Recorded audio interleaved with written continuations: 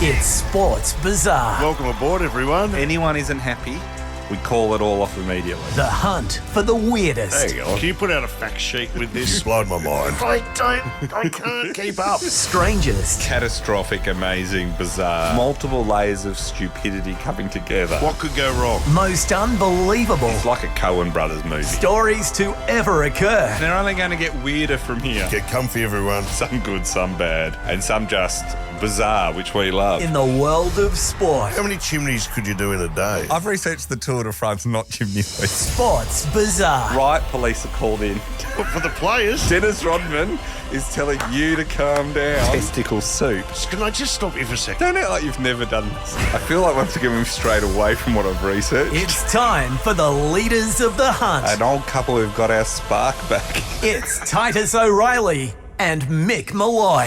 Hello, everybody, and welcome to the latest episode of Sports Bizarre with me, Mick Molloy, and of course, Titus O'Reilly, who always brings something of value and note to the table. What have you got this week for us? Well, this is a bit of a different one this episode because today we're not looking at one story. Right. We're looking at the strangest contracts ever put, like clauses ever put in a sporting contract. The strangest clauses ever put in a sporting contract. And we're going to any particular sport here across the board. It is amazing what people will request in a sporting contract or what people will put into it. So I imagine this would be like the equivalent of musicians who have a rider. Yes. And so they go, I'll play at the tennis centre, but I want all no green red M&Ms. that kind of thing. Yeah. It was someone like Led Zeppelin or one of those bands had it was something like the all certain colour of M&Ms. They didn't want any certain colour in there. And they said later that the manager had come up with that not because they didn't like those M&Ms, but they knew if that was done properly, it meant everything else was probably done properly. So it was just a test. Because they're sticklers for the details. Yeah. Aren't they? What's your rider, though? My rider? Yeah. Well, it varies.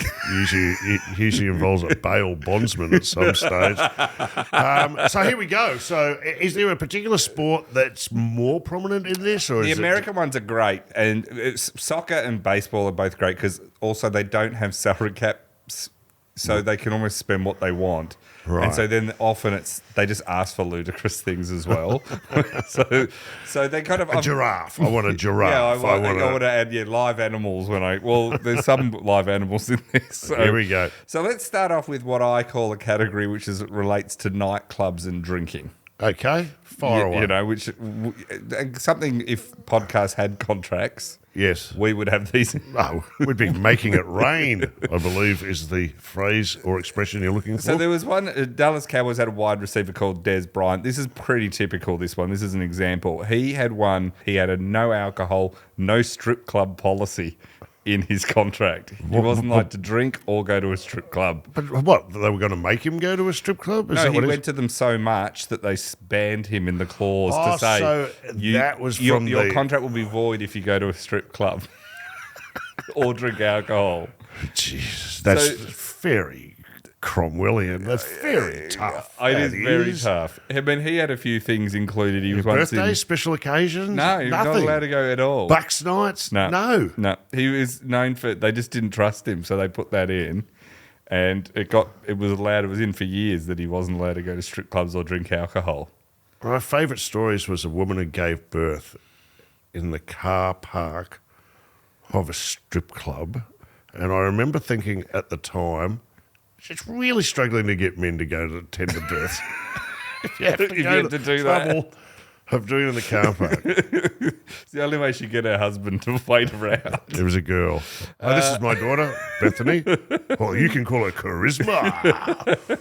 All right, fire away. Now, Ronaldinho, this is giving you the other side. We're going right to the top. One of the greatest soccer player of all time.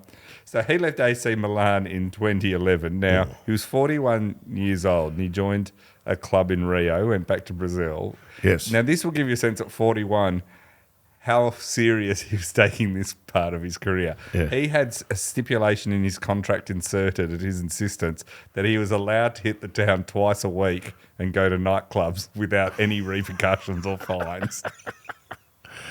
So he's like, no matter what, I That's get to absolute go to power. I I get to go to 2 nightclub. 2 nights I get to go out to nightclubs and bars, and you cannot do anything Can he do about it back to back? Is he allowed to go to a bender as such? Yeah, that's he's allowed to do strip it. clubs back to back as long as it's only 2 nights. I love it. It's only 2 nights a week, so if he gets up to a third, he's in trouble.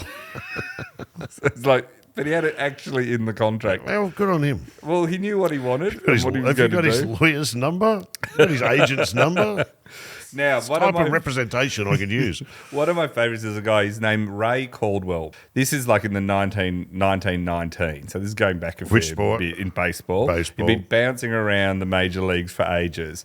Now he's a very talented pitcher, and the problem that he had and the reason he kept moving from team to team is he had a reputation for being a very heavy drinker and a night owl. Okay. So they in the newspaper columns at the time, they would refer to this as irregular habits or outbreaks of misbehaviour. Yeah. That was the word used for being you're a terrible drunk, Yeah. basically. Okay. So he'd been fined, suspended, released all the time.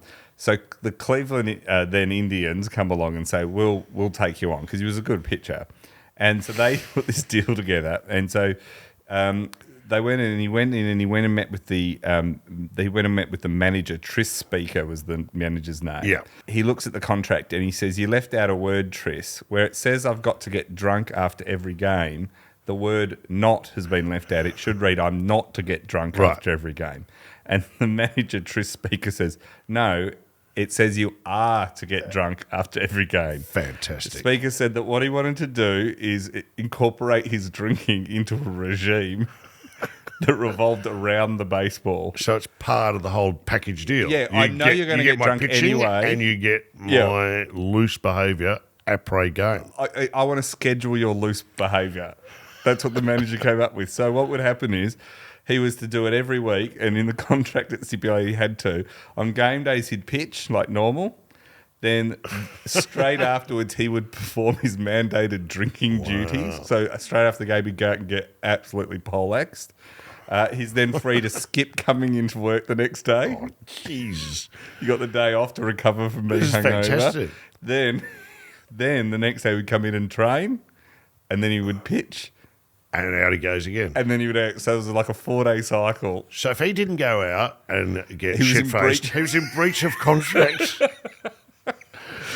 I'm sorry, but you've got to Isn't go. that amazing?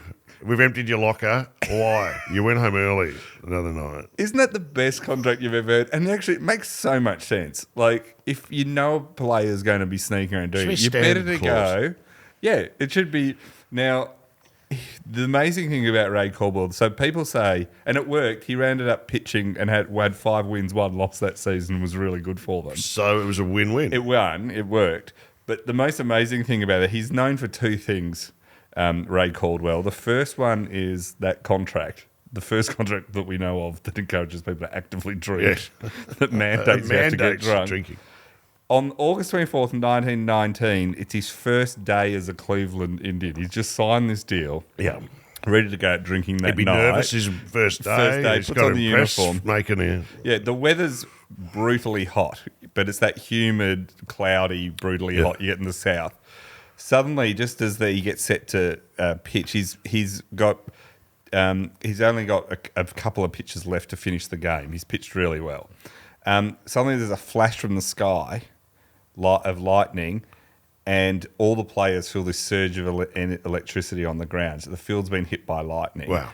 The shortstop, Ray Chapman, says he could just feel electricity go down his leg, and it said it caused all the players to dive to the ground, and like they were all like a bit, they could confused, feel shocked, it, frightened. and they could feel it, right? They could all feel it, knocked them over. Yes. And the Cleveland catcher, Steve O'Neill, says that he says, I took off my mask and threw it as far as I could because it was metal. He said I didn't want it to attract any bolts to me, so he threw Absolutely. it. Get it? They're all looking around. Everyone's sort of lying on the ground. They get up, and the 8 Indians in the position players are okay, but Caldwell's lying on the mound, out cold, spread. What? His chest is smouldering. The lightning bolts struck him directly in the chest. Unbelievable. So someone comes up, and everyone comes up, and the players rush to see if he's okay. The first person that touches him leaps in the air, saying he'd been zapped with the electricity, so no one wants to touch him.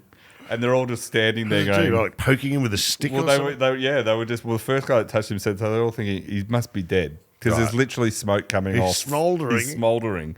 And so they're all ready to, pronounce him dead. And then suddenly he starts groaning and he crawls back to his knees and then onto his feet. And they're all like, oh, thank God. But they're all still not touching him. They don't want to touch him at all. And they're like, well, they offer to like walk him off the field and say, we're going to take you to hospital.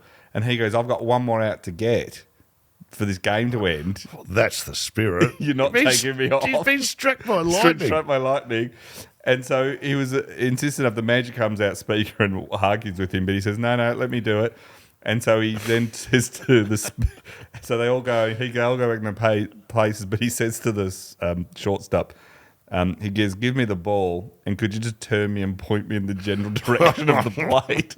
So he pitches it and wins. Unbelievable. So that's the Ray Caldwell quote, a clause that be told you have to drink. You have to drink. Which is great. Now, Did he have a drink after he being struck by that was lightning? the thing. So that night he'd been struck by lightning and he was still mandated to go out and get smashed. Hair's all frizzy. He didn't even get the day off. He's got like charcoal on his face. So the next bunch of clauses I would call partners and friends. So this is clauses that people snuck in that relate to their partner more or their friends more than them. So there was a guy On behalf of the client or the company. So it's saying usually a request that the team has to do something for their partner. Right. So there was a guy who went and played for a Frankfurt soccer team in Germany, and he came from the Congo. His name was Rolf Christel Guillemien, and he had a straightforward request. He said, if he signed with you, I want my wife to be sent to cooking classes. Which sort of was his view of how good his wife could cook. Is that for her benefit or his benefit? He said it would make him happier if she was sent to cooking classes. Of her own free will? I don't know. I think they were like, do it. He said it would make my time in Germany much happier if you would just teach her to cook. He wants to come home. He wants an apple pie Yeah. on the shelf, on the windowsill. Yeah, he her wants in it an ready. apron. For you to say to your partner, I'm going to get you cooking classes. That's a very aggressive. I hope you know what you're doing. That could blow up in your face. Guess what I've done, honey? I've negotiated cooking classes for you. So that was one that got Not him. happening. Roger Clemens, a famous baseballer pitcher, went to the Toronto Blue Jays towards the end of his career. He wanted his sons to be able to practice in the Tokyo Sky Dome whenever they wanted.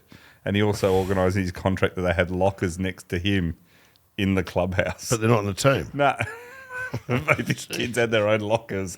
What do you mean practicing the Sky Dome? Like hey, could the just kid's coming use down, it. open up the Sky Dome, the kids are coming Yeah, he down. could just go use it whenever he wanted. Like it's the local bounce or something. Yeah, you know. that was it. They could just go and use it. His son ended up playing for got drafted by the Houston Astros because it obviously paid off.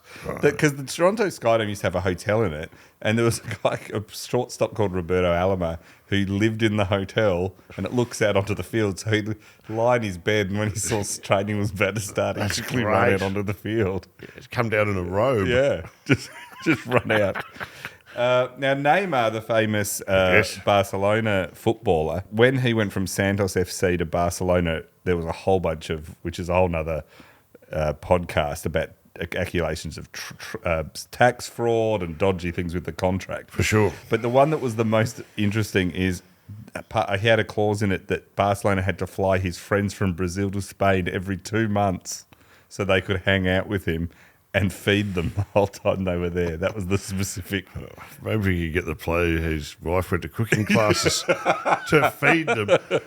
Right, so they just charter a plane and your friends would come out. And they'd meet all their meals was part all of their the meals. agreement. Yeah, so they had to feed them the whole time. Every 2 months, someone was like, do you want to come over? My agent's listening to this. You've got a lot of good ideas here. If you're listening. There was another one where another guy who played for the Arizona Diamondbacks, Troy Glaus, he had a $45 million contract, but part of that, his wife was a keen equestrian rider. So he had a clause in that they had to give her $250,000 a year to basically pay for her training and her equipment. So that was a total, let's keep my That's not wife cheap, happy. Equestrian. No, There's so a he's just gone, lot of preening Yeah, it for was like both horse and rider. yeah. So Yeah, upkeep and training. So he's just gone to keep my wife happy. They didn't have to provide a horse. You think he's getting a $45 million contract? You think he could have just paid it out of that, but no, he insisted the clause was in there that they would have to do it. There's a lot of that where it's just, couldn't you just bought it out of your ridiculously large salary? AJ Burnett, who's a pitcher who went from the Yankees and the Red Sox, but he ended up going to the Toronto Blue Jays. He was like, well, okay, I'll go there. But his family was in Maryland or from there originally. But they hated flying, so he organised for part of his contract 8 round-trip limo rides from Maryland to Toronto for his kids every year because his wife hated flying and would prefer to take a 9-hour limo ride rather than a 2-hour flight. Lord. Right. Fantastic. A limo for the kids. 9 hours. The next ones are very specific clauses that you kind of can't put into a category. Right. So Manny Ramirez, who was a baseball player, went to Japan. He was famous at Boston and the Dodgers and one of the greats. He decided to finish his career in Japan. He decided to put in 2 clauses. The first was that he basically didn't have to ever practice. And as one of the great hitters of all time, they went fine. Unbelievable. Yep. The next bit you're like, unlimited free sushi. Whenever he All you can eat free sushi. all the time, wherever, whenever he was, they had to provide him with free sushi. Which in Japan you can probably do. And did they sign off on that? Yeah, that was in his contract. Could he give it to his friends and stuff? Or was it was unlimited sushi for him whenever he wanted it. I've heard about this fabled pass you can get from Kentucky Fried Chicken. Right. That is like free chicken for life. It's like a black Amex or something, for KFC. Yeah. That would be enshrined in any contract. If I had that power, that's where I would Is go. it real? Just stick your sushi up your ass. Is it real or is it like... I believe it exists. it's like it's like an Illuminati style thing, isn't it? People say they've seen it. People say they had it. Someone apparently had it, and then it was taken off them, which I would have thought is a big renege on free. That's like losing a child. I'm trying to figure out what he might to have have done. that and take it. Too many moist towelettes? I don't know. Whatever it is. But that's worth sushi, okay. But if you absolute power, we know corrupts. But if you absolute power to me, if I was the emperor of How much whatever, though do you reckon that would shorten your life? I don't care. Maybe that's what they're banking on. Yeah. Maybe they're banking on, it's free chicken for life, knowing that life is now in the... Yeah, the hospital bills alone are going to... I'd be fantastic. What would you do? If you could have a single clause? Like around food? Or Well, it could be more wide-ranging than that. Gee, what would I... food would be unlimited food. But you'd get sick of sushi, wouldn't you? Yes, but see, KFC, you've got chicken, burgers, potato and gravy. Running through the menu. You just see me in a big tub of potato and gravy. Molloy, get out of the tub. What I'd love is I'd never see you again where you don't have a drumstick in your hand. That's right. You're just always gnawing on a drumstick. And like a bucket under both arms whenever I turn up. Hi, guys. Would you like a breakfast zinger burger? All right. I'd start dressing like the Colonel. Sunderland signed a guy called Stefan Schwartz in 1999, and they put in a specific clause for him that he was not allowed to go to space. And why? Because he expressed that said he was going to go to He wanted to space. go on the Virgin Galactic space flight, which back then wasn't even near launching. And so they specifically said, you are not allowed to do interstellar travel. Well, what about the off-season? So he was banned from that. Rick Meyer, who played for the Seattle Seahawks in the NFL, in his rookie year, he turned out to be a dud, but he signed a huge rookie contract. Right. His agent had put in a clause that said that he would get paid under all conditions up to and including the end of the world. So even if the world ends, he still gets paid. He still gets paid. He's that managing The world's insisted about on to it. end. Hey, tell someone who cares. So his teammates just bagged him the whole time about it because they're like, What do you think is going to happen? How did they find out about it? It was well known. It was well known. Like, yeah, you put He's not something going like around that. telling everyone. And over there, a lot of the contracts and various things get public pretty quick. One of the things I like at the turn of, not this century before, so sort of like 1900, there was, when baseball teams toured, the players would bunk together in a room sharing a double bed. Right. So they would share a double bed, right? Which led to this one guy from the Philadelphia Athletics, Ossie Skergosk. He made an unusual request before signing his new contract. He insisted that the pitcher, Rube Waddell, who's another guy we have to cover at some point, a crazy pitcher, he insisted there was a clause that Rube would not eat animal crackers. Which is sort of like While he was in bed with him? While he was in bed with him, because the crumbs were driving him nuts. He said, I didn't mind the flat. So these are animal crackers, crackers shaped as animals. Yeah. He said, I didn't mind the flat crackers so much, but for a whole week last year, I woke up with elephant tusks and cow horns sticking between my ribs. Well, I'm on his side. Yeah. And while we're at it, no spooning. I want a no spooning clause. Yeah. And of course, the Dutch Oven Treaty of 1908. Jesus. So what happened was he got this clause. Is that true, by the way? I did not know that. So that was standard practice, top and tail in a double bed. Yeah, they would just. You would go there and. So bunks? Did they ever consider bunks? No, because it was just they were staying in hotels, so it was just less rooms. Rather than them all have their own room, they all just shared a bed. If we ever go on tour, there's a massive cost. Hi, Titus. I'll ladle you. That's my term for spooning. It's bigger. It's kind of more prison-like. It's harder to get out of. Yeah. So the thing about it is, after he got this contract signed, Rube found out about it. And so he came in to talk to him about it and stood over the bed and ate a sandwich, knowing that all the crumbs. That's aggressive.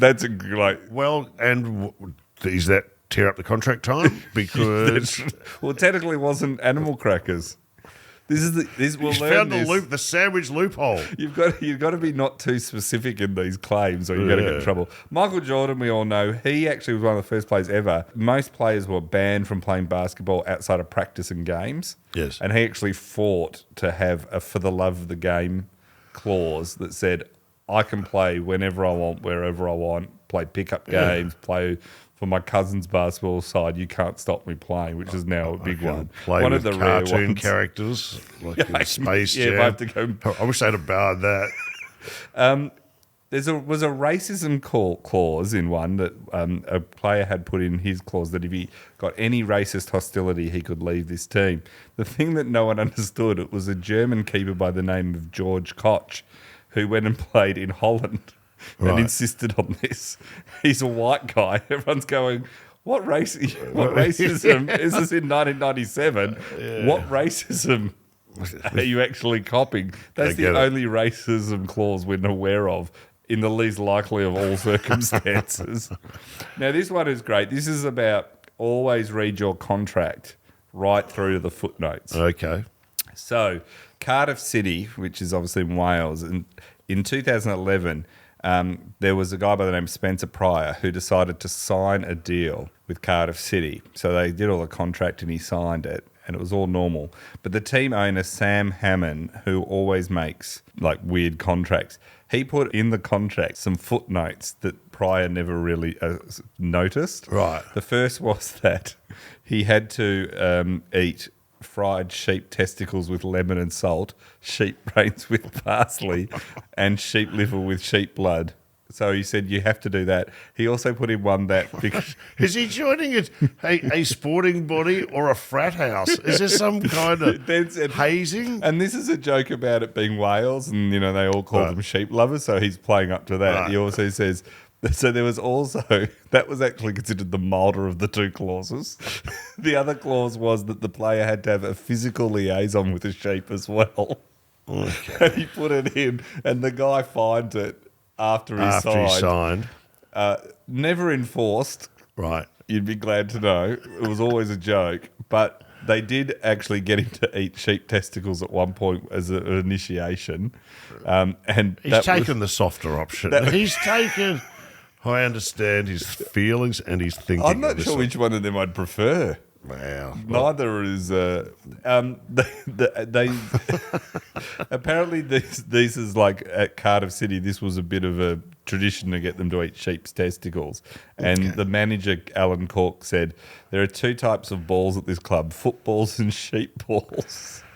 Okay, I'm striking Cardiff off my list of Don't clubs go to to Cardiff. get involved with. Steve Novak at the New York Knicks, he got put in his contract. They banned him from owning a dog because he was allergic to dogs. He was allergic to dogs. And they didn't want him to miss any game time because he'd bought a dog and was suffering from the allergies. That is incredible. Isn't that weird that they... And did he stand by this clause? Yeah, he stand by it. He didn't do it. He didn't get one. Bern Strange took a job as Iraq's national football coach. I'll tell you the year and think about this time. Yes. 2002. So we've just come off to September 11. September 11, yes. Not a great time to sign on as Iraq's coach. He gets a clause put in that he didn't have to answer any political questions in interviews, and if war broke out, he could leave. Okay. Which is a fair one. He's the first person to go. That's the opposite of the end of the world contract. That's the opposite. It's like, and of course, within months, war does break out, and he just goes, I'm out, I'm gone. Waiter, check please. I'm gone. Luis Suarez, when he went to Barcelona, they insisted, obviously being at Liverpool, they insisted on a no biting clause. Of course, because of He'd bitten several people. He had bitten them, and his teeth were weapons. Do you know? I think it was it Liverpool fans who used to sing that song. Luis Suarez, your teeth are offside. Your teeth are offside. Your teeth are offside. Given the state of his. Show a picture. Make sure we've got a picture there so you can see the teeth I'm talking about. Do you know there was a famous bet that they put on before one of the World Cups that he was playing in, that they paid some ridiculous odds like 350 to 1. Yes. If he bit someone. And about 50 people took the bet. And he did. And then lo and behold, he did. And they all made a fortune off it because the odds were so long. So it makes sense they put it in here. And there was this footy journalist, I can't remember who it was, but he wrote this article where he did the odds of, he worked out how many games Suarez had played, how many opponents he'd faced in all those games, and then how many he'd bit, and worked out the percentage of, if you play against Luis Suarez, what's the odds of you being bit. And worked out it's higher than someone being bit by a shark. You've got more chance of being bit by a shark. I was fully expecting him to take the field one day with one of those buckets on his head. The cones like the dogs. Yeah. The other thing you can get is non-financial gifts. So this is very specific, right? This is like you don't get a financial, but you get given something. So in college football, the University of Texas Longhorns coach Mac Brown, he got an extra $60,000 a year post, like a job, as the school's chairman of the golf club. Right. So they just gave him a second job with a salary. Okay. And then he also demanded a $750 gift card to an Austin gun shop. So just tax that into that. Now, this one's clever, and this is where you've got to be really kind of pay a lot of attention and why you need a good lawyer. In 2002, there was a guy called Giuseppe Rina. He signed a deal with Arminia Bielefeld, which is a German side. He insisted that they would build him a new house each and every season, which is a fair... Do you get to keep the previous one? Yeah, or so does he gives that back and gets a new one? He said, so they would build and give him a house every year. The problem was it didn't stipulate the size or the material. So for all 3 years, the team built him a house each year out of Lego. Like a doll's house, his little doll's house. They literally did that. It drove him mad, and they just didn't care. They're Idiot. Like, we've done what you didn't. You just said give you a house. You didn't say it was like a real house, how big it was, what it was. So he got a Lego house for 3 years. There was a Brilliant. guy. Yeah, isn't that really the best? There was a guy in 1986, a reliever who had pitched really well. His name was Charlie Kerfield, and he had a number 37 was his number on his bat. So he asked for a salary that was $110 million and $37.37 just because it was Match's thing. Sure. Then he asked for 37 boxes of orange Jello in the deal. Did he have to stipulate what it was for or nothing? It didn't go. Imagine if that was a deal breaker. Well, we'll give you 110 mil, but no. That's a no on the orange Jello. Like a not good conscious sign here, sir. So that was his one. He was famously, it didn't go well, the contract. He was famously caught eating ribs in the dugout during the season. So he did. Why did they catch him? He's sitting there eating ribs. Yeah, I know. There was another guy called Roy Oswald. He was pitching in the 2005 National League Championship Series for Houston. And to give him a bit of a motivation, the owner said to him, if you win today, I'll give you a bulldozer, which had been his dream since a kid to own a bulldozer. His bulldozer costs like $200,000. It's a Caterpillar D6N XL. What? And he was super excited. He goes, really? You'll give me you'll buy me that bulldozer if we win? He's like, oh, 100% if you win this game, buy you a bulldozer. Chuck you the keys to your own bulldozer. So, of course, he pitches and wins, and they have to put a clause in because baseball requires that any high-level gifts have to be included in the thing. So they create a bulldozer clause, and then there's a picture of him which we'll put up of him being presented with a bulldozer, and he's like that. He looks like a kid being given a Tonka toy. Is it got like a big bow on it? Like, Yeah, you know, when it's got dads the- give they their put the- teenage girls like a car, and It's got the logo of the team and everything on it. It's like a full presentation. And did he jump behind the wheel? Or? Yeah, he was like thrilled. He's got a bulldozer. I don't think he needs a bulldozer. It's huge too. It's not like it's a big bulldozer. What do you do with the bulldozer? Driving around. Go to the drive-in. Go to Bottle-O. Go drive through Bottle-O. Imagine just Fill up the front. Imagine just pulling up out the front of a hotel and just chucking the concierge the keys. So when I say pulling up, really slowly. So I What love was it. his fascination with the bulldozer? He just loved bulldozers. Ever since he was a kid, he said it was his life dream when he owned a bulldozer. And so he finally got one. You go dating in it? But I Can you love the go owner pick up knew your this. partner? The owner knew this and goes, hey, yeah, imagine in the school run in a bulldozer. It'd be handy when those parents park and block you off. Just Mate, it'd be fun at school drop. Oh, yeah, that's the time you want one. There was another guy called Runed Odo. He was a major leaguer, and he insisted on getting horses for his horse farm as part of it. So he's got 2 horses about it. But perhaps one of my Hang favourite... on, was that so they had to provide horses? Yeah, because he'd bought a ranch in North Texas, and he said, I want you to get me some horses, some new horses. So they had a horse contract. So you could turn up and it's just guys in pantomime horse costumes. You go, hang on a second. Who steals fishy? They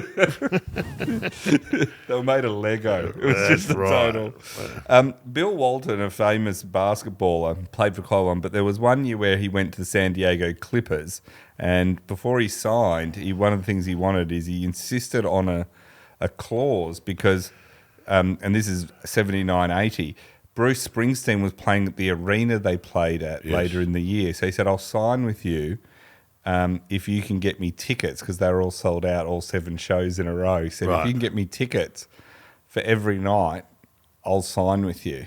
Wow. And they said, okay. But he wasn't asking for tickets for free. He goes, I'm willing to pay for them. You just have to get me access to them. So That they seems go, reasonable. Yeah, so they're like, yeah, okay, we can get you that. So that was his one. Bruce Springsteen every night. Every night. This is my favourite ones of financial I would have the incentives. Kasha Goo Goo clause. Boingo, boingo.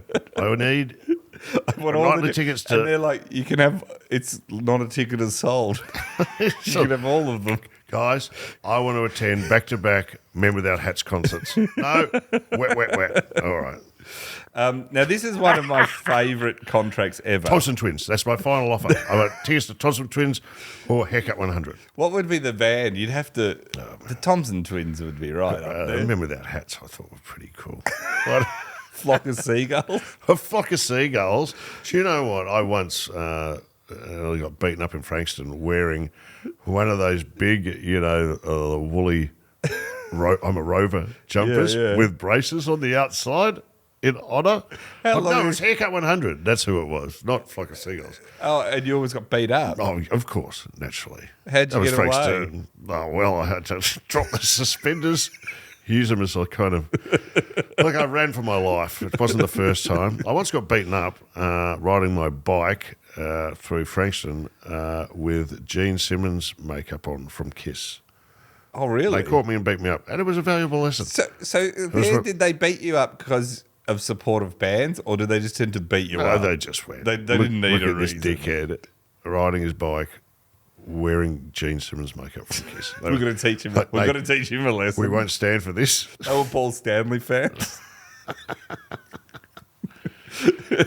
Anyway, I digress. Where were we? So these ones are my ones where big financial incentives that go wrong but work out insanely well. So there's a guy called Bobby Bonilla. He went to the Mets, had a disastrous run there in sort of 1992. Goes away, comes back, and they want him back in 1999, right? So he's done, so they sign him on this big deal, huge deal, and it's not working out and they want to get rid of him. Right. So the problem is he's still owed $5.9 million in guaranteed salary that they have to pay. But they don't have that money and they can't afford it. So they're trying to figure out how to pay. What do they do? They figure out this deal with his agent that he will defer his salary but with an 8% interest rate, resulting that he will get on the 1st of July from 2011 to 2035. So we're still in the middle of this. My brain's hurting. Just over about $1.2 million every July. Now, you'd look at that and say, gee, it's pretty weird to have someone that you can pay out for $5.9 million and effectively be giving them $30 million because you can't pay it for immediately, the 8% interest, and paying them over that long. It ends up being $30 million, but over that long time. Okay. The owners, the Wilpons, who Mets fans hate, and they're gone now, they said, well, what you don't understand about that, we can't afford it now, but we'll take that 5.9 and we will invest it with a guy who manages all our finances, who always returns a lot of money, a guy by the name of Bernie Madoff, who you may have heard of. Bernie's got it. So He's we're fine. come Bernie can turn that 5.9. This guy God. always delivers a big return. Of course, it turns out Bernie Madoff is Bernie Madoff of pyramid scheme, Ponzi scheme, thing. So the money they don't have it, but they've still got this contract. So to this day, the Mets as an organisation, they call it Bobby Bonilla Day, the 1st of July. Baseball fans celebrate it.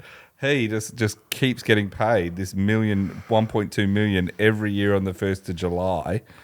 No matter what, because they did this, and everyone comes together and goes, this is great. He goes, no, he hasn't played in the majors since 2001. Yep. He'll be 73 years old when the payments finish. So this got to go to 2035. I love it. Isn't that amazing? I'm thinking about Bernie Madoff now. Do you reckon that they just dig a hole and they never know when to cough it up? Or at what point do you, in a pyramid or a Ponzi scheme, you go, okay, it's about to blow. What happens in your head where you go, oh, okay, I need to start telling some people that I think it gets to a point where they can't, because it's like, and he seems so good at keeping it going. I mean, the amazing thing is how long he got away from it. Like, he was in charge. He was like a respected financial advisor sitting on boards and unbelievable. So it's up there with those stories you hear, like about people who win Tats Lotto, but they haven't, but they tell everyone they've won Tats Lotto, and you go, it's a doomed lie. Eventually, someone's going to go, where's that car you said you were going to buy? It's like I told you I've got a girlfriend. Eventually, you will go, where is she? Come on. I can't keep doing she's just called in. She's just told me she's got to go to her folks' house. Faking cancer. I mean, eventually. I did that once. It's a doomed venture. Yeah. Like, eventually, when you don't die, Someone's going to go. That is a big giveaway. The not That's dying. a not dying bit. Is like, gee, you look good. If you're like me, you keep putting on weight. It's a weird cancer. But just, I'd love to be the moment Bernie made off goes, yeah, okay. Well, yeah, think we're done here. he got to the point where he went, that's it. You got me. But the Mets were Hey, it was investing. a good ride, and no one got hurt. Hey, we had some fun. Had fun. Lighten up, everyone. All right, sorry. Go on. No, but so don't you love that? If he's going to get till 2035, he's getting $1.2 million. That's extraordinary. And just he's loving it. Where is he? Like on a boat in the Bahamas, having like those boat drinks? Or, I haven't heard where he even is because I imagine he's just having an absolute ball. and he's 73. And the Mets fans hate it because it's a reminder every year. Well, he gets paid till he's 73. He's not 73 yet. So that's in 2035.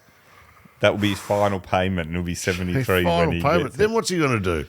Well, because he had 5.9. They should do another contract with him, an extra year. He should go back and go, hey, guys, you want to extend this a Yeah, little? let's- The thing is, too, is he was a bust at the Mets. So it's not like this was like a beloved hero that they can go, oh, well, he did us right.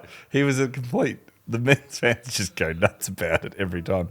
Now, this is a clever one that's very similar. So the United States Football League was sort of this challenger in the early 80s to the NFL. So they were launched by a few business people, and they went, we're going to launch this competitive thing, and we need to attract the top talent from college to come play here to kind of try and compete. And one of the guys they got for a team they had called the Los Angeles Express in 1984, they managed to get a guy out of BYU University, which is in Utah.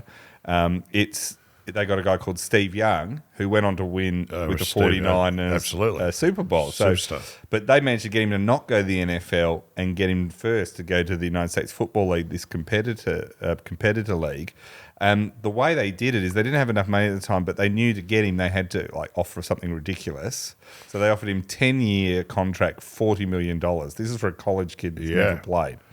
But they didn't have the money, so they promised to pay the rest of the deal, which was over $35 million of it, in the form of an annual payment, much like the other one. And that would start in 1990, and he would continue to get paid until 2027. Yeah. And that it was back ended, so it started off as less, but by the end it's going to be $3.2 million a year, right? And it's still going. So 43 years the contract's going for, right?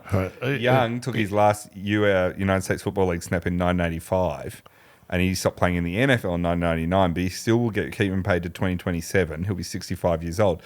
The thing about it that was really clever is the United States Football League collapsed in 1986, so he was only there for 2 years. And it went bankrupt. But Young, or more his agent, had insured and went and had got the contract insured against them going bankrupt. So he's still receiving. So he's still receiving this money, even though they went bankrupt. Unbelievable. The insurer is paying out, not the league now, and he'll get this payment. He's still got years left to go. Another one that's quite well known, but it's the Selena brothers. They own the St. Louis Spirits of the ABA, the American Basketball Association, which was an NBA challenger that the NBA took over some of the teams. And during the merger, the NBA agreed that they would take New York, which is now the Brooklyn Nets, became the New Jersey Nets, then became the Brooklyn Nets. They took over San Antonio Spurs, Indiana Pacers, and Denver Nuggets. So that's how those teams came in. That left 3 teams, ABA teams, that they said, sorry, we're taking over, but we're not taking you into our new league, which was the Virginia Squires, which folded. And then they had to deal with the Kentucky Colonels and the St. Louis Spirits and work out what to do. So they offered them each $3 million to go away, to give up their right. The owner of the Colonels, of the Kentucky Colonels, said, okay, I'll take that deal. The Salinas brothers, they turned that down. They own the St. Louis Spirits. They said, no, we're not going to take that. So they did their own deal with the officials. They agreed that they would get paid for any Spirits players that went into the NBA draft, which came to about $2.2 million. And then they wanted to do a deal where they got a cut of visual media rights. And as part of that deal, it would be a share of the NBA's television revenue forever, in perpetuity. Of any broadcast deal. Yeah, so that which they got, right? So you got to remember, this is back You know, this is back in the 70s. So at the time, TV rights had nothing. Yeah. Right? So they get that. And a few years ago, they finally got, after getting $300 million, the NBA comes to them and go, this is killing us. Come we will on, buy enough. your thing. They gave them $500 million to walk away. So they got that deal by holding out, got brilliant. $800 million. Well done, St. Louis Spirits. Yeah, just for doing that. So that's one of the weirdest ones. Now, this brings us to the last two of my all-time favourite Here we go. contracts. So there's one where there's a guy called Rolly Fingers, which is a great name, and he's in the Hall of Fame for baseball. He is known for having a clause relating to his mustache, specifically. Yes. Here's two people to twirl it at the ends. And it is literally one of those handlebar It is? matches. Yep. Oh, my God. If you will put pictures up, it is literally looks like a villain from a silent movie. He is allowed to tie two people to a train track every per annum. They have to give him a damsel. He's given a strongman barbell. That's exactly what he looks like. This is hilarious. So the way that this comes about is the interesting bit, though. So from about 1920, I didn't really realise this until I was researching it. Facial hair kind of was very in, and then sort of around the First World War onwards, and maybe partly because of the war, it changed the fashion, and it suddenly became very fashionable to not have a mustache or a beard. So Yes. facial hair was like seen as, out, and conservative people didn't have it. Right. A bit like tattoos used to be, where it was just sailors that had them. That was a bit the That's same with right. beards It and went mustaches. to- So to the point where from 1920 to about 1972, no baseball players had mustaches or beards. They were all clean shaven. Which I'd never realised, right? George Steinbrenner would have approved of this. This is where I'm the surprised George he haven't Steinbrenner- brought up his clauses. That's yet. right. This is where it all sort of comes from, the George Steinbrenner stuff, which we've talked about before in our first episode. So it meant that had only in that whole time 2 baseball players had facial hair during that. And what would happen is they'd often grow one sometimes outside the regular season. The minute they came in for pre-season, spring training, it was like, shave your mustache off. So there was 2. There was a guy called Stanley Frenchie Bordergay. He was the Brooklyn Dodgers. He tried to have one. He was ordered to shave it off by his manager. And another guy whose name was Wally Shang.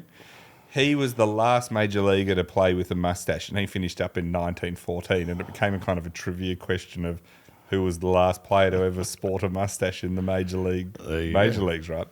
So this was how it all went along. And then what happened in 1972, this is at the Oakland A's, all-star outfielder Reggie Jackson shows up to spring training with a mustache. Big no-no. He claims that he would also going to grow a beard at the start of the regular season. This actually becomes a thing. Wow. Right? This isn't like, So the organisation is pretty annoyed. Charlie Finley, who's the owner, tells the manager, Dick Williams, to tell Reggie to shave it off. So Dick goes up and says, Reggie, shave it off. And Reggie tells him where he can shove it. Right. So they're like, oh. So then Finley, and this is all in the preseason, Finley decides, the owner, he decides, well, I'll take a reverse psychology approach. So he knew Reggie Jackson thought of himself as this sort of individual, and this was just another act of him defiantly showing, I'm different to everyone else. So Finley, the owner, goes to a couple of the other players and goes, I'll give you money if you all grow mustaches. He should have grown one. Finley. Well, yeah. So they all grow. So a bunch of them go, okay, well, we'll grow mustaches. So there's a bunch of them. So Finley asks pitchers. There's Jim Catfish Hunter, who's in the Hall of Fame. Rolly Fingers, who's in the Hall of Fame, who grows he takes the next level and grows the handlebar mustache. Another guy called... handlebar. Well played. Daryl Knowles and Bob Locker, another guy. They all grow mustaches to try and sort of make Reggie go, oh, okay, there's no point in doing this. What's the point? It backfires, instead leads to the birth of what becomes known as the Mustache Gang. So this suddenly becomes... He hasn't thought this through. Yeah, well, this is the Now 70s. he's starting 5 have all got... They've all these... And 4 of them are, become Hall of Famers, right? So they're all good players. They're not like... The thing is, it's the 70s are starting. 60s have happened. It's sort of free love. It's opened up, long hair, hippies and all this. The public love that these guys are like they're cool. Like they're not like all the other baseball players who are all short hair, clean shaven. These guys have got these crazy mustaches. Right, So suddenly it becomes a craze and all the things. So Finley just likes it so much, and management does, that Finley even decides and grows his own one. He's in on it now. So within like 3 weeks, he's gone from shave it off. What's he got, a little David Niven, or is he gone the Charlie Chaplin?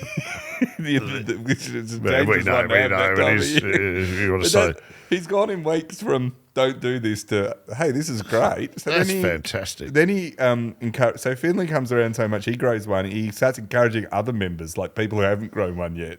It's out of control. You guys should all grow things. He dubs Father's Day as Mustache Day and offers a $300 reward to anyone in the team who can grow a mustache by then.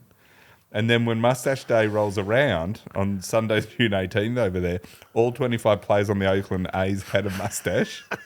Even the manager, Dick Williams, has grown one. This is hilarious. Every fan that shows up to Oakland Coliseum with a mustache gets free entry. Oh, my God. into the thing. So that means out of the 26,000 in attendance, 7,000 people have mustaches. Incredible. It'll be called sexes now. This annoys all the other owners. The other owners are They're furious. miffed. They are still not letting people play if they have mustache or a beard. Yet he's going, go for it. When I right? stand on sideburns, when they stand on button shocks, that'll be a protest. All right.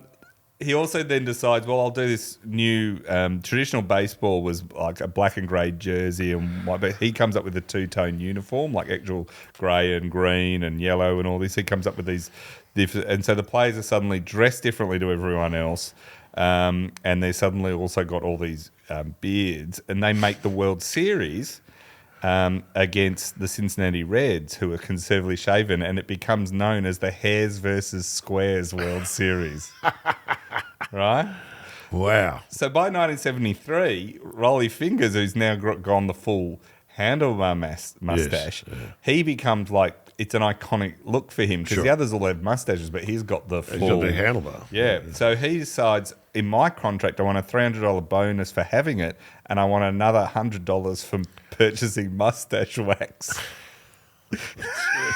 So they say yes, and they say, yep, you can sign We'll bankroll up. that. At the end of his career in 1986, he's had a Hall of Fame career, but he's 39 years old. He's coming off in the season of not playing that well. The Milwaukee Brewers had let him go. And so he's not signed with the team, but he's still not a bad pitcher, but he's getting a bit old. But Cincinnati Reds decide, well, we'll sign you. Yes. So they contact him. And then there's this bit where they start to negotiate the contract. And they come down the bit where they go, the manager of the Cincinnati Reds, the general manager, says, look, we're going to talk about your mustache. And he goes, what do you mean? He goes, well, we've got a policy and you'd have to be, you have to shave your mustache off if you want to play for us. And Rolly Fingers says, well, I've had this mustache 15 years. It's my trademark. I'm not going to shave it off to just play baseball, and refuses to sign the contract. The mustache was the deal breaker. The mustache won, and he stopped playing. And that was it. That was the end of his thing. He stood down. Yeah. Is And that did amazing? this start like a phase where there was more facial hair? Yeah, so it became a real thing where some clubs was. It's like it's like there were certain clubs that let you have beards and stuff. And there were others that didn't. And the Cincinnati Reds were the most hardcore. Like even when the Yankees had they still have a hair policy. Yes. But you could always have a neatly trimmed mustache. But the Cincinnati Reds were like, for a long time, they were like nothing. Nothing. No. And then it went away quietly. In the 90s, a few players showed up with goatees and they just went, no one said anything. I'm fascinated by changing fashion trends. Yeah. You know why men stopped wearing hats, don't you? You know, men in like the 40s, 50s, and everyone wore hats. Yeah, yeah. And then they stopped wearing it. Now, one day I was chatting to the Queen's milliner. And I like how you just... no, we were having a chat. I forget where we were. Maybe it was at the Melbourne Cup or something, and he'd been flown out I look at all the And you Sunday wanted to shits, get whatever. your ideas on fashion? Well, we were just chatting, and I couldn't help it. I just go, do you know why men stop wearing hats? He goes, absolutely. He goes, every man in England wore a hat. One day, Prince Philip walked out the front door of Buckingham Palace without a hat. Yeah. And it's virtually overnight, everyone stopped wearing hats. And that was it. There it is. It was as simple as that. Had he just forgotten his hat? That would be the best. Actually thought he had it on. He kept doffing it, imaginary to people. No, so he walked out, but there it is. And And everyone went, overnight. we didn't have to. So everyone was wearing them thinking they had to, and then it I was always like, thought- you don't have to anymore. I thought it was probably the most handsome stage for men. Well, I've in never history. let it go. Well, I'm looking at you now, and probably should. But there you go. Now, there's a little side fact, everybody. Little fact sheet. You've learned something today outside of. Well, that's what it's like, though. It was like this peer, like with hats. It was like it was like this peer pressure. You shall not have a mustache. Yeah, the same. And then to the point where someone just it was growing a Overnight. mustache was like, this is the new craze. and it became a thing. Yeah. So our last one is All right. famous soccer player Mario Balotelli, played for AC Milan, played for a bunch of other places, and was known for being rather outrageous. Played for Man City as well, and he moved around. Now, he had moved from Man City and he went to AC Milan, and I think it was a loan, and they were very much nervous about him coming, his behaviour. So He had a track record. At he this had point? they put quite a few criteria into his loan deal. But I'll read you the reasons and tell me whether this would make you nervous citing him. So in June 2010, Balotelli and a group of friends fired air pistols in the open in Milan's Piazza del Repubblica. Is that no? That's out. So they weren't happy with that. Within days of joining Manchester City, Balotelli was involved in a car crash. It was reported Balotelli was carrying £5,000 at the time on him. And when a police officer asked why he had such a large sum of cash, Balotelli replied, "Because I am rich."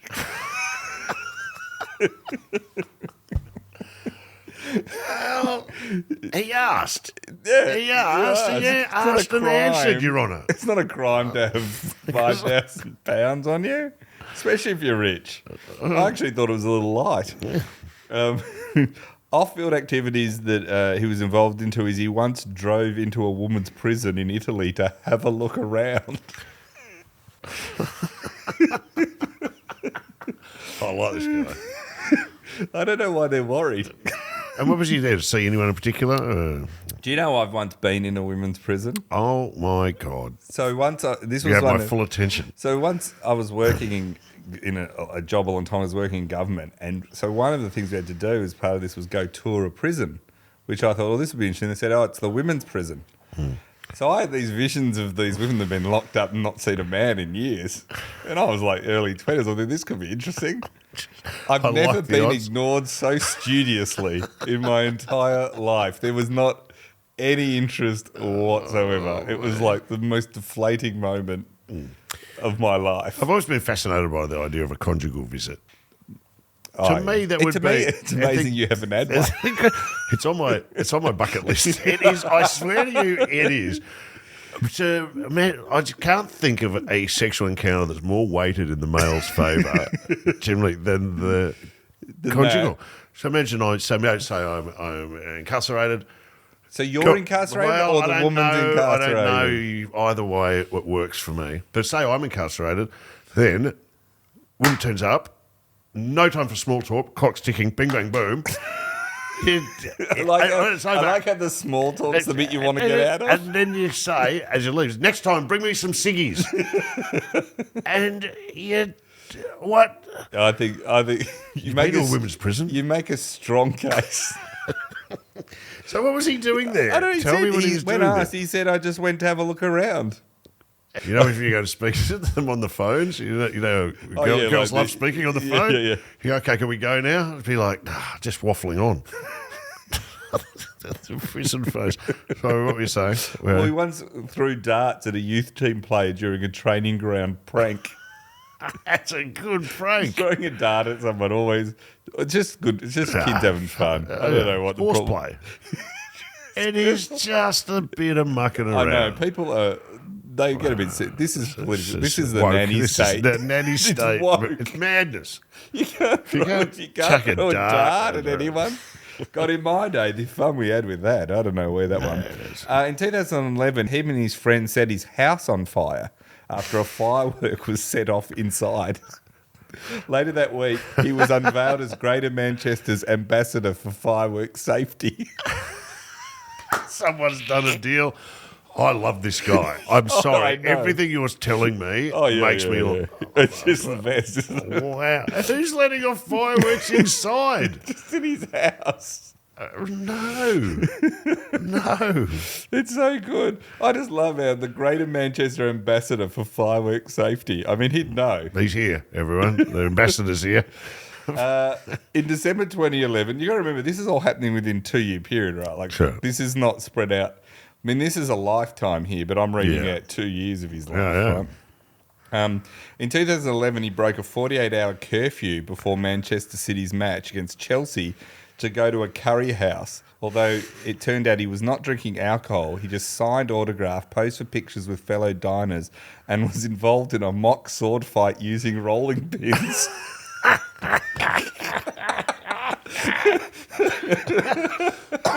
Jesus.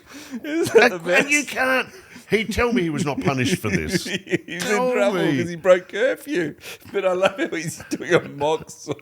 Like, that's the bit that just that's where You can't real teach life this is kind of so mate. much better than any written comedy you'll cannot- ever come up You with. cannot teach this kind of mayhem. This is instinctive. It's Isn't pure it? genius. You'd go off for a night out with this guy. Would you ever? Oh, you'd break curfew to be with him. Yeah, because you just wouldn't know it could end anywhere. What are we doing tonight?